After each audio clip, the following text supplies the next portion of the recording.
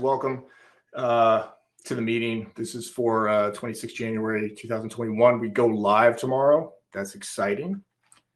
Can't wait to do that. You guys are going to have a great time. Let's get right into it. So tie week? That should be this week. That could be very confusing. Let's change that real quick. No one's getting free Thai food. Sounds pretty good though. All right, this week and next week. This week's theme is beginning trading, and you probably heard who gave Monday's class? Can't remember. Oh, it's Dr. Reed. He's talking about stress. We're going to talk a little bit about stress today, a couple thoughts on stress. And then Mike did the trade book yesterday, talking about it, kind of getting into trading. This morning's meeting should have talked a little bit about beginning trading.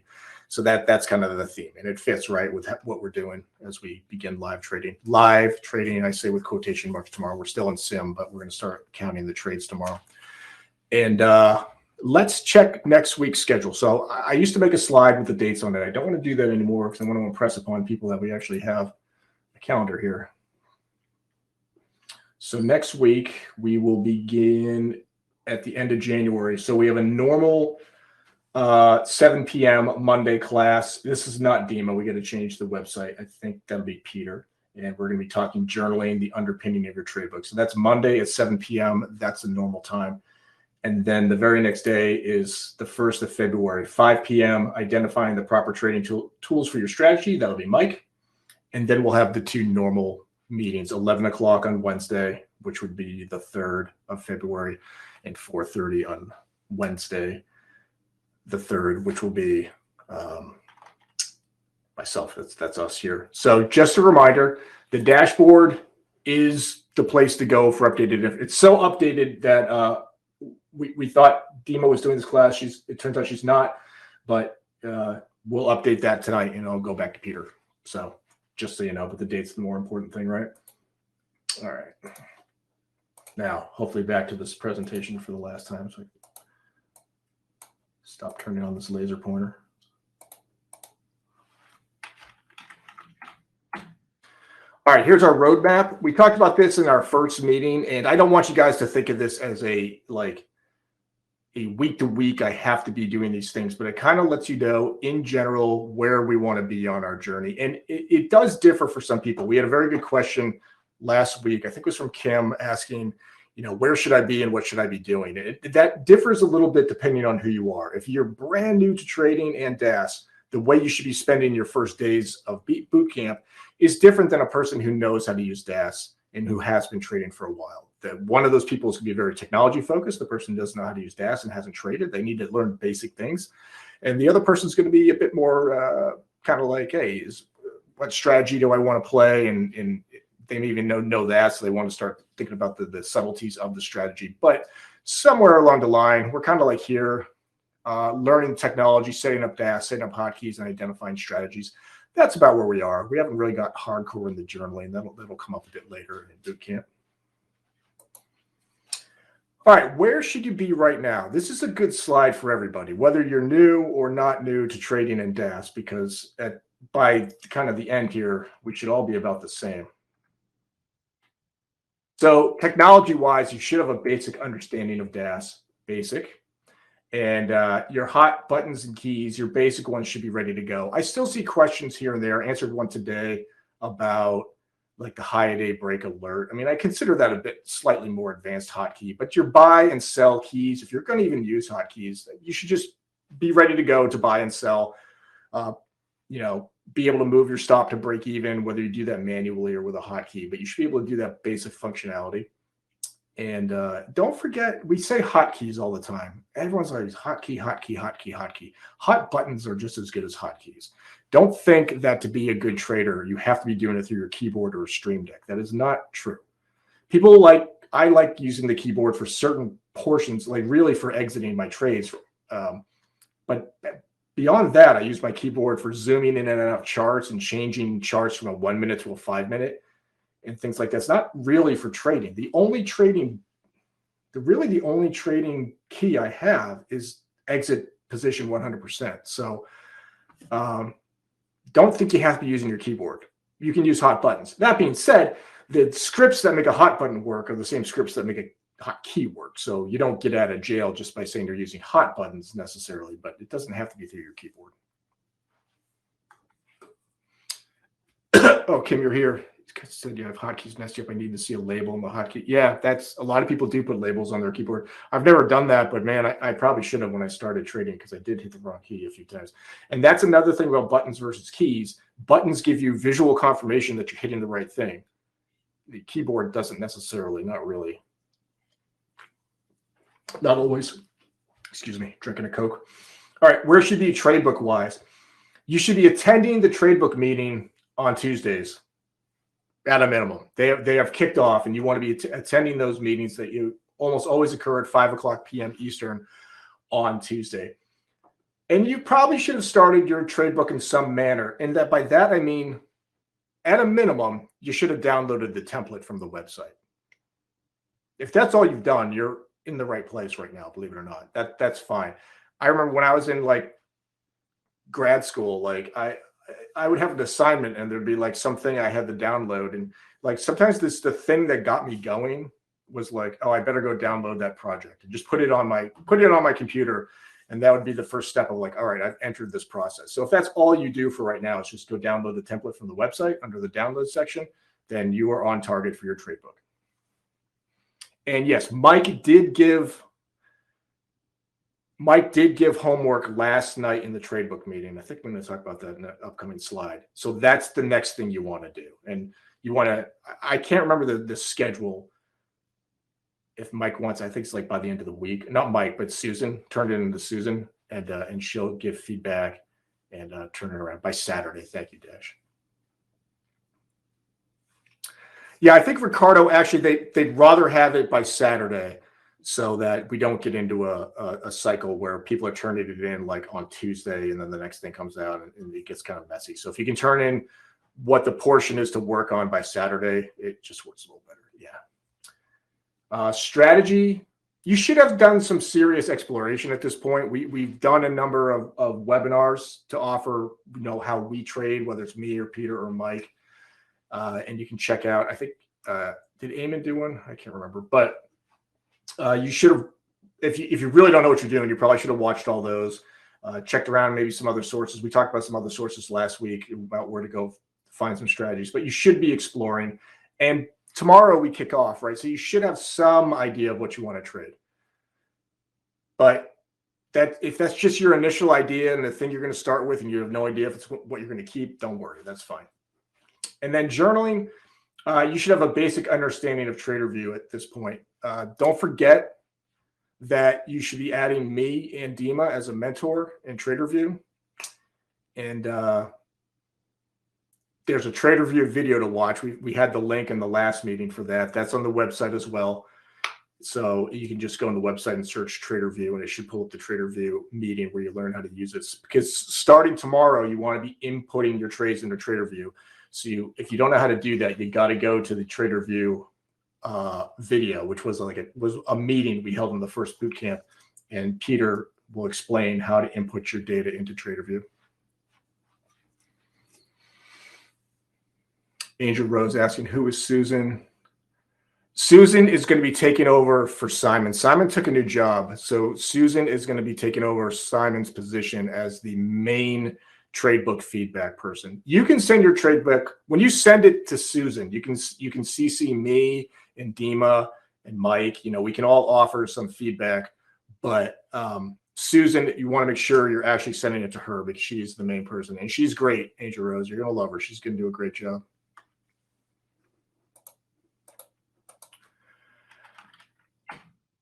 Okay, I just talked about most of this, but if you are not familiar with, it's probably Susan at peakcapital.com, peakcapitaltrading.com. If you put a gun to my head and I had to guess, I'd say like every email that's ever been made for variable traders or Peak Capital has been our first name followed by the company. Phil, I'll let Dima talk. I think Dima knows I think it's just by Dima's email address, but I'll let Dima talk that when she comes on to do her piece. Dima, if you could just take a note of that, because I've never seen the process of adding another mentor, but I know we can do it. In any case, if you are not understanding that there is a trade book development process, please go see Mike's comments from 25 January. His class he did in his trade book meeting last night. And then I think Susan, I didn't attend the meeting because I have to be in the Variable Traders room at 11. I think Susan at least introduced herself. I don't know if she gave any comments on the process, but you might want to check out today's meeting as well, the video from that, which will probably be up later tonight.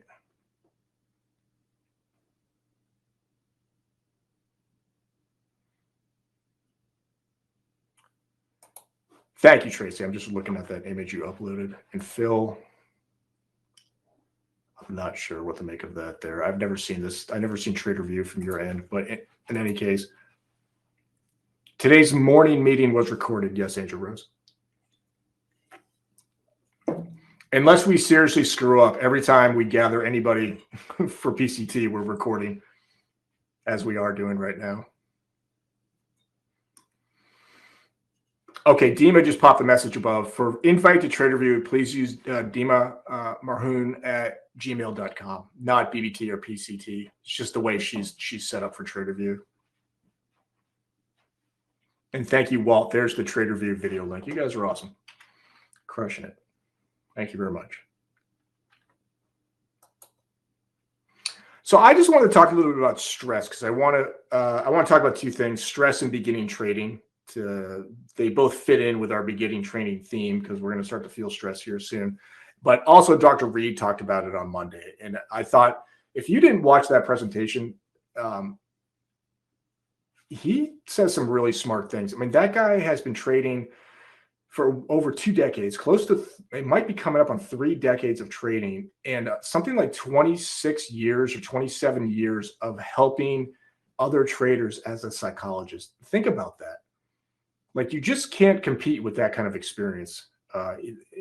He is calming. I was just going to say, Kimberly, you might listen to him and sound, I don't want to sound mean, but he might say like he sounds a little kind of boring sort of, or make you sleepy. But if you really listen, he's saying amazing things. He really is. He's just not, he's not jumping around like a preacher or anything, but it's just great information. So I would advise you to go check it out. But to talk about stress from my end a little bit, I'm just going to jump right to the kind of last bullet here. Watch at a faster speed. I do that with some podcasts, Ricardo, or slower speeds actually for those. So stress. Is stress still a factor for me? Yes. It'll never go away for anybody. So just understand that whether it's Andrew or Norm or Thor, who looks like the most unstressed person, like among Bearable Traders or P Capital people? To me, it's probably Thor. That guy doesn't look like he's ever stressed. I see stress in Brian sometimes. If you watch him carefully, you can catch him say, you might say a bad word and you can kind of see like he's stressing a bit. Eamon doesn't seem too stressed. Yeah, Thor for sure. But everybody's feeling it. Whether or not they're letting it on, people feel it. So don't feel alone. And your stress is going to manifest itself in different ways. Mine presents as anger. I get angry at bad trades, trades that really go against me. If you were listening to me in this office, there are F-bombs and I don't hit the table or anything, but clench fists and things like that. That is just my personality. I get pissed. And I bet you someone like, take Tiffany, for example. I've never watched Tiffany trade, but it's hard to picture Tiffany like using profanity and pounding the table or anything. Like, I bet she doesn't do that. Nor do I bet Dima doesn't do that either. I bet Thor doesn't do that. But hey, if you're like me, I can't hide it. I get ticked off, sometimes. And but the reason I get mad and stressed is it fits kind of well with getting angry, because what the mistakes I make are like getting into a risky stock and losing badly, not understanding the position size I should have been in for. I'll see a stock that's in the range where I usually take 100 shares, and then it's like, shit, like that was way too volatile, and I should have known that. It's like taking 100 shares of mRNA too early in the morning. It's like, no, John, that thing moves $2 or $3 in a candle. Like, you can't be doing that. Other examples are late day trades that eat into already good profit. You already had a good day. I already felt good about myself. I felt good. I ate lunch. I'm thinking about, man, I should go work out or something. And then I take another trade and I eat into that. And I'm like, you are a moron. Like, well, how do you go from feeling good and thinking you're going to go exercise to taking one more trade and eating into your profits? So those things make me angry. So what do I do? Because I have this, I have this character flaw here where I get angry. The number one thing that mitigates my stress is trading one strategy. I was amazed how much this reduced stress for me.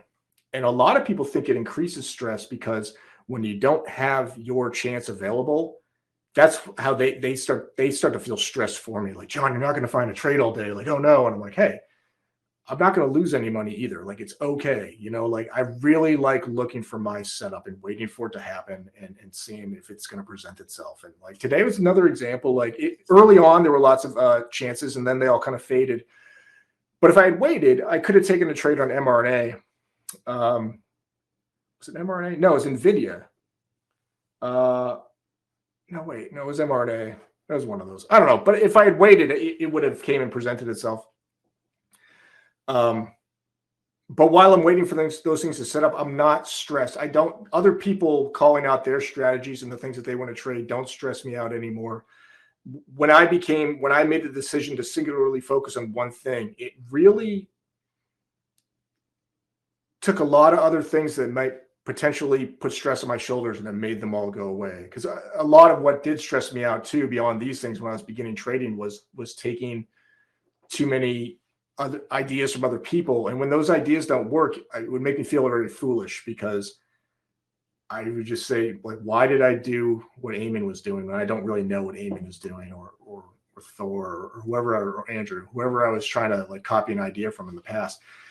It was like it's kind of hurt twice. You know what I mean? It hurts to take a trade and lose money. And then it hurts again because it wasn't even your idea. It's almost like someone else took money from you in a way. Not that that's what happened. It's not. Andrew didn't take my money, but it's like I didn't even use my own idea, So when I started to trade one thing that was kind of unique to me, it reduced a lot.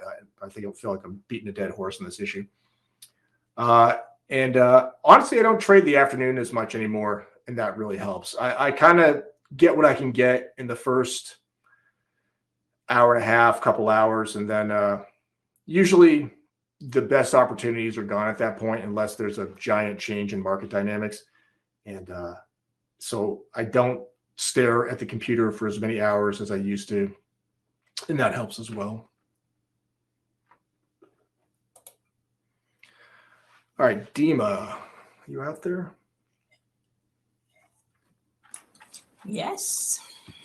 Hello. I'm going to open all your bullets here just so that we're keeping a good pace here. Yeah.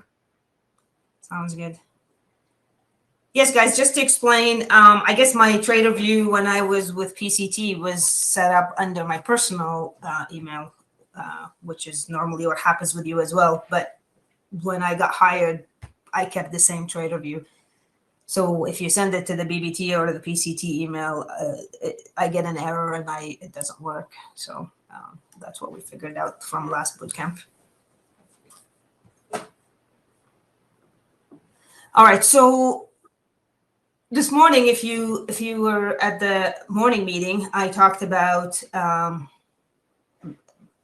taking all these emotions that we have and that are caused by trading pressures, by being watched, and the pressure to perform, and trying to objectifying them and track them into an Excel sheet and make them more black and white. So it's very specific. And then you can focus on the top 1 to 3 violations and be aware of them and get better at them that way.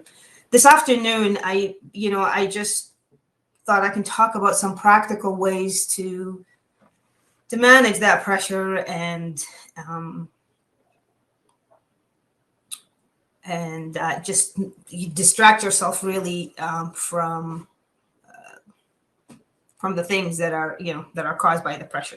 Let me get into it. There's really one thing, if I have to tell you a solution how to manage the pressure and the stress, is sticking to your trade book. is really what it is. If you want a happy trading, profitable trading, no stress trading, is just sticking to the trade book. It's really that simple, but of course, easier said than done. I follow my trade book 95% of the time. Last week I didn't, and I paid for it. So you have to do this. It's the only way that will work. And if you don't follow your trade book and you make money, it's literally luck. It might happen once or twice, but not sustainable, and not for the for what we want, our goal, which is to be consistently profitable. So that's the solution. But we know we can't just decide to follow our trade book and actually follow it every time, 100% of the time. So first thing is making the leap from result to process. That's really the same thing. The process is the trade book.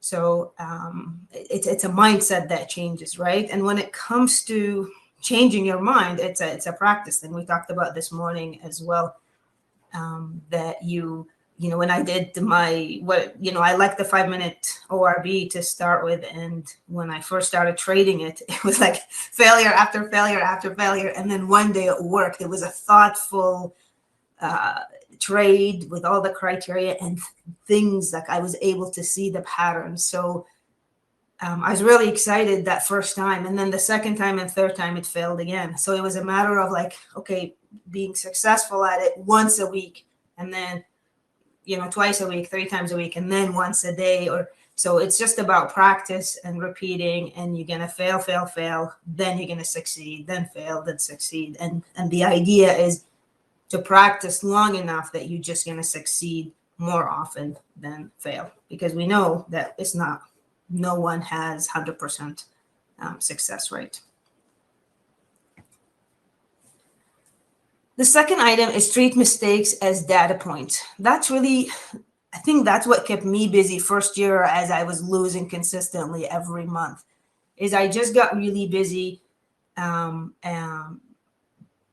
doing sample set, tracking things. Anytime, the market is uncertain and it's variable, so you can't make a decision based on a day or a trade.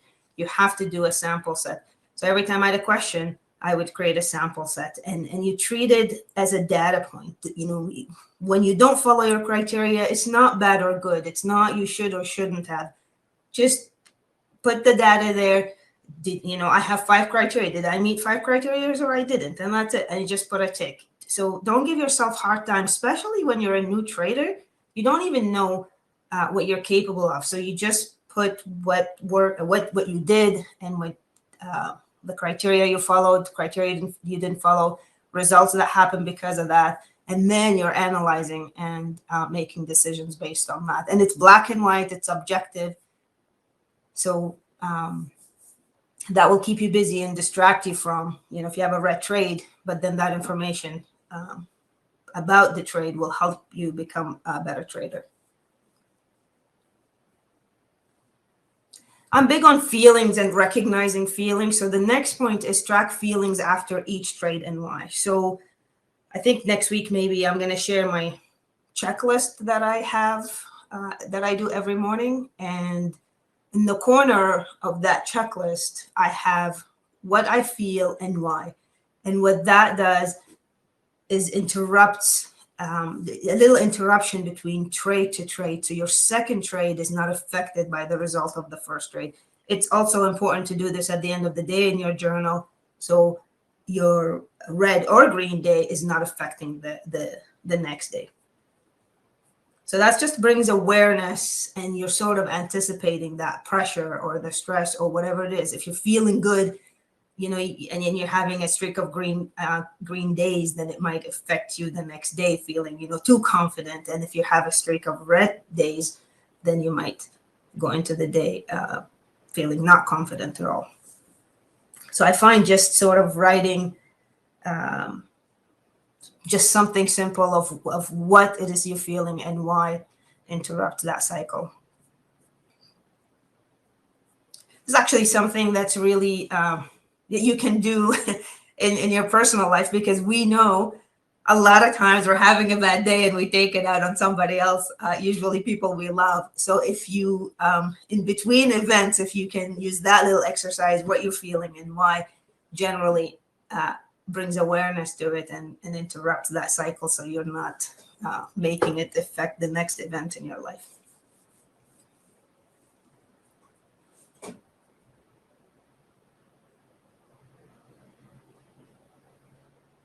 Just looking at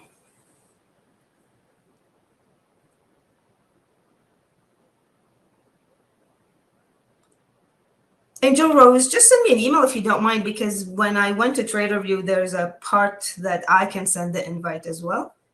Actually, I do have your email. You've sent me email, so let me do that, and then we can email each other to make it work. So.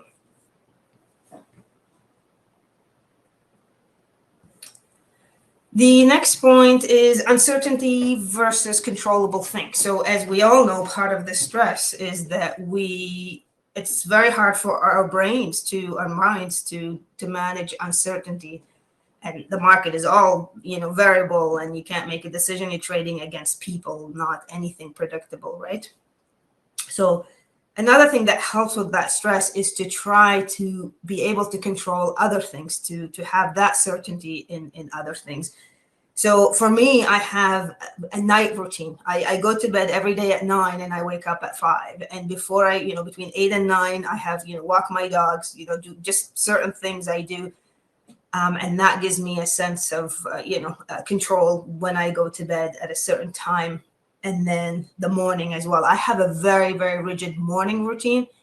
I almost don't look at clock because I've been doing the same thing every day for the last year.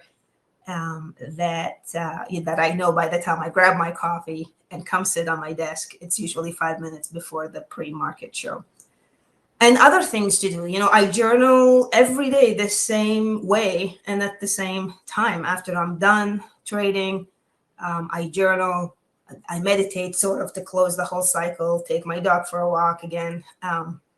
So all of these things just sort of gives you a sense of control, of certainty, that there are things that, it makes me feel anyway that I'm disciplined. I have these things I do. So when I'm not disciplined with the market, I don't make it that, as a person, I'm not disciplined. No, I had a bad day. Something, trading discipline develops with time. And because I know in my personal life, I do all these disciplined things or routines.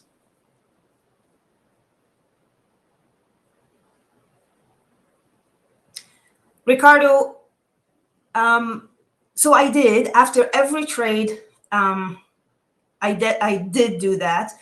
Lately, I find that I do it after a red trade. After green trade, the green trade sort of, I don't want to say I'm excited or happy. I'm neutral. I sort of feel like I did my job, assuming that I actually followed my rules and it became a green trade. That when I'm neutral, I feel like I'm okay. I don't need to analyze. I'm sort of being, I'm aware of what that feels like. I do it after red trades because I've made those mistakes many, many times. I definitely do it after each day, whether it's green or red. I sort of want to put whatever I feel at the end of the day and it's done. Close the computer, journal, meditate, and then turn off the computer and then be done for the day. Ideally, what I try to do is when I start the next day, I don't want anything from the day before to affect me.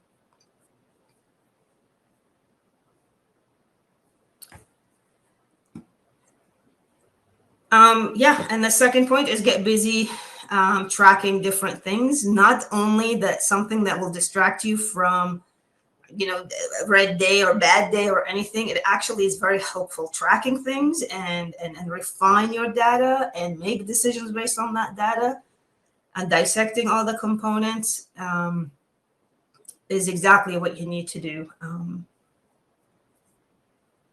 to help you focus on something else. I remember, I talk about this a lot. My first 8 months were all red in a row consecutively. So when I'm having a bad month, I'm going to these things I track, my violation list that I shared with you this morning. I was like, I had a red month, but I made less violations. I followed my trade book more often. I have a red month, but my sample sets show that instead of having, 45% success rate, now I have a 48%. So you have to be able to find things you can celebrate and that are improving, because we know the first 6 months to a year, we're not going to make money. And we sort of have to improve still. So while our mind develops into the trading mindset, we have to be able to do other things to know we're going the right direction. And then the last one is sim trading. Obviously, we are in sim trading, and we know this sim trading in particular feels like live trading. So in real life, when the stress and the pressure becomes too much, it's just there's no shame in going back to sim trading, take a break from the pressure, but still trade. We all love to trade.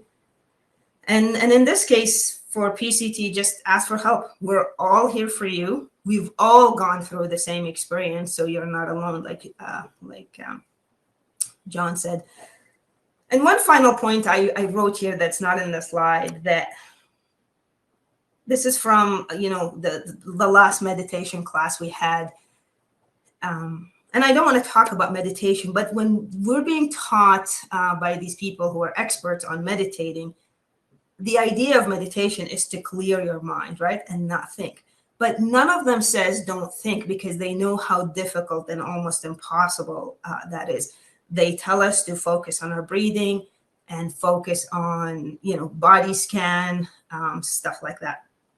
So in order to not focus on the pain, which is the pressure and the stress, in this case, you have to be able to distract yourself from that. So it's not, I don't want to feel pressure and I want that pressure and the stress to go away. Is I'm going to focus on all these other things, like my routines, like my sample sets and my tracking and my journaling and all that stuff, to distract yourself from what you don't want to think about.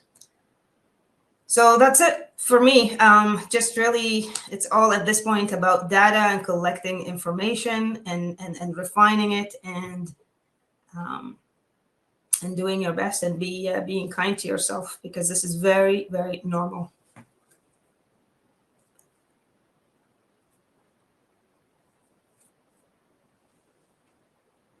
I'm just reading if there's any questions. Can I try to jump in on that one from Angel Rose there, Dima? Oh, yes, please, John.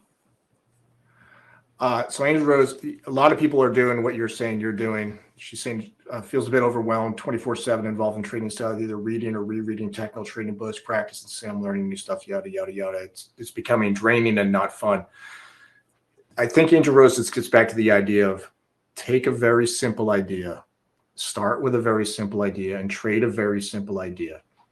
And then just slowly add to it as you gain knowledge and information that you can build on. You can't start the other way around. You can't start taking in just too many tips from too many people. Like, I use MCAD and I use RSI and I use Bollinger Bands and I use Fibonacci and I use volume price analysis and the L2 is everything for me. You got to know that liquidity, and I see everything I see. Everything I need to know is on the tape. First of all, there's a lot of people full of shit in this business, and they like to sound smart. If you want evidence of that, go on Twitter and just look at different people who post trading stuff. They're the most arrogant, annoying people on the planet. I don't know another endeavor in this world that is quite as arrogant as traders. I don't know why that is, but they always want to act like they know everything and that they're right. And so that comes out in their suggestions sometimes. I'm not talking about people who work for Bearable Traders and P Capital, but at the same time, they all trade different ways too. Eamon likes his big time frames, and Thor likes his level 2, and John likes his specific strategy, and he's all about one thing. And none of us have the right answer, but don't take too much information from too many people and try to package it all into this one ball of success. It is impossible to make it work that way. You got to work from something very simple and build on it. And I always say my original idea was I'm just going to trade stocks when they break their high a day. It didn't work at first, but it actually sort of quickly began to work when I quickly could understand, like, all right, there's certain things about this that are not helping, and there's certain things that are. It's kind of obvious from the beginning, and just build out the idea from there. But start simple and build it out. That's the better way to go. Because if you're not having fun and it is stressing you out, it's not worth your time. You're here on this planet to enjoy yourself and have fun as a human being. That should be your reward for existing in the universe, and not stressing yourself out with trading. Dima, I'm going to jump right ahead though, so we can kind of stay on schedule a bit here. Yes, sounds good. Thank you very much. Yeah, very helpful, Dima. Thank you so much. All right, so some thoughts on beginning trading as we begin tomorrow. So far, the history of Peak Capital shows that you all are, as a group, are not going to start collectively well. I want you to really let that sink in. This is the 5th boot camp, done 4 of them. And in all 4 of those, collectively, on average, the groups have started out very poorly. They just go too hard out of the gate. They use too much buying power. We're going to talk one last time about Trade 80 before we start tomorrow, but they just get in too big. They don't obey their stops. They don't want to take a red day from the beginning, and they max out. Or they take a red day, but a lot of people max out. And then what do you think happens on the second day when you maxed out your first day in boot camp? You want to get at least that money back, if not more. But your goal was never to make $750 a day. It was to make $200 a day, but you lost $750 the first day. So you're like, oh my God, that was so dumb. I got to get that back. Let's just get back to 0, and then I'll be responsible. But what are you going to do to get $750 back when your goal was $200? You got to swing for the fences again. And it just creates this crescendo waterfall problem of losing money. So I want you to let that sink in. I'd like to see it change this boot camp, but in order to do that, we all have to collectively agree that we got to start small. So, I mean, my advice is trade to break even. Make that your goal for the first few days. If not, maybe the first week or so. Trade to break even.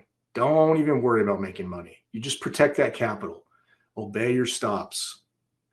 Let your winners run as much as you can, but, obey your stops, take proper size, and break even is a great result for the first few days. Ignore the BBT chat or other suggestions. Trade for yourself. This gets back a little bit to what we were just talking to Angel Rose about. Start with your simple idea. What's your strategy? What are you going to do? Trade that one thing. Trade for yourself. Ignore the hot stock of the day. Just do what you set out to do. Trade your plan. Plan your trade and trade your plan. It's great advice. Along those lines, be patient and picky and wait for good sit-ups and unique opportunities. If your idea doesn't present itself in the first 20 minutes, that's okay. You've lost no money. Think about it. If tomorrow we start and you hear people, if you're a Bearable Traders member, it's people in the chat like, I crushed it, one and done, and people are putting stuff in Slack like, look at this ORB I got, I'm done, great green day to start boot camp, yay, and you haven't traded anything, who cares? Just ignore it. Trade to break even, look for your setup. And I would say I don't give out official homework, but a good homework assignment to think about on top of your trade book assignment, which hopefully you're going to work on, is start your data set. Start it tomorrow. So I sent out my Excel. I sent it out as an Excel file and a Google Sheets version in an email to you guys. That's just what I'm tracking at the moment. But start tomorrow. Start gathering the information that's relevant to your strategy that you're trying to do that's not going to get captured in TraderView.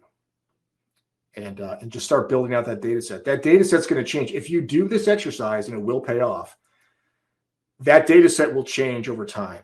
If you use Excel or a spreadsheet, you might start off with like 6 columns. I'm just going to capture these 6 things. And then as you go, you're going to be like, oh, you know what? I should be capturing these 2 other things. I'm going to add 2 more columns. Yeah, you won't have the data for your first trades on those, perhaps, if you can't go back and get it. But whatever, build out the data set. It'll slowly morph into what what you want. And you're going to delete columns too. You're going to be like, why am I gathering this piece of information? It doesn't tell me anything.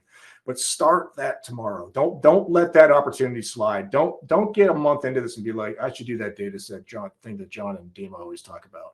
Because you know that's 30 days of trades, not 30 days, but it's probably 20 days of trading that have slipped by, and it's a whole data set of 60 to 80 trades that you could have had, but they're gone now, right? You can't go back and get the information.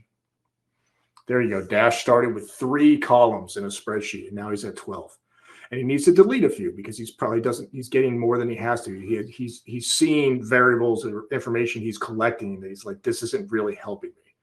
So he might find that the magic number of things he needs to capture out each trade is 10 or 9, but he's on a journey to do that. So I highly suggest that as well.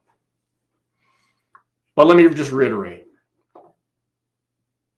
History says we don't start well. Trade to break even. We don't start well because we come out of the gates too hot. We don't. Well, let me just go to the next slide. Let's talk about this one last time. Well, this won't be the last time, trust me, but let's talk about one last time before we start tomorrow. Trade your strategy. I just talked about that. Wait for your swing of the bat. Wait for your pitch. If you're American and you know baseball, or, well, I guess they play baseball in lots of places now. So if you're anywhere from Central America to North America to perhaps some parts of Europe, you understand baseball. But wait for your pitch. You know, you're at the plate. Wait for the one that you want, the one coming down the middle. Proper risk reward. Use that equalized risk per trade hotkey. It will save your life. It's the one that's going to auto calculate the number of trades you should be buying. And I highly recommend that everybody use it. If you're not using it, you better understand how big a position you're getting into. I really don't like hotkeys that are based on buying power. I don't like hotkeys that are like, use 50% of my buying power to buy NVIDIA. Use 100% of my buying power to buy AMC. I think those are very dangerous hotkeys. I don't think a lot of people are using anything like that, but just think about what you're doing and the size you're getting into. Because honestly, I think if you guys can average $100 per day, you will have a great boot camp. That would be very impressive. I know Norm might have mentioned something like a $10,000 goal in the first meeting. I don't know if he still does that. He used to mention that. You guys could tell me if he did say that because you would probably remember.